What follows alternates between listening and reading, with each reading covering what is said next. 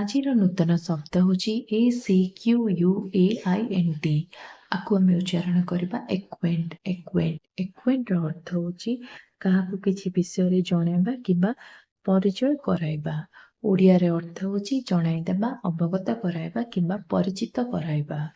उदाहरण स्वरूप बुझिबा, please acquaint me with the rules माने दया करी मते नियम गुड़िक सहित परिचित करांतु। प्लीज ର ଅର୍ଥ ହଉଛି ଦୟାକରି, ଏକ୍ୱେଣ୍ଟ ର ଅର୍ଥ ହଉଛି ପରିଚିତ, ମି ର ଅର୍ଥ ହଉଛି ମତେ, ବିତ୍ ର ଅର୍ଥ ହଉଛି ସହିତ, ରୁଲ୍ସ ର ଅର୍ଥ ହଉଛି ନିୟମ ଗୁଡ଼ିକ।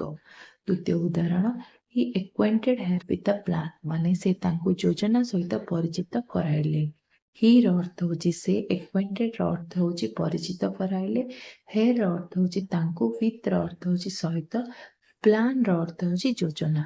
एमिति वीडियो देखिबा पाई चैनल सहित जोड़ी रुहतु। चैनल को लाइक शेयर सब्सक्राइब करेंगे। रही नमस्कार। जय जय।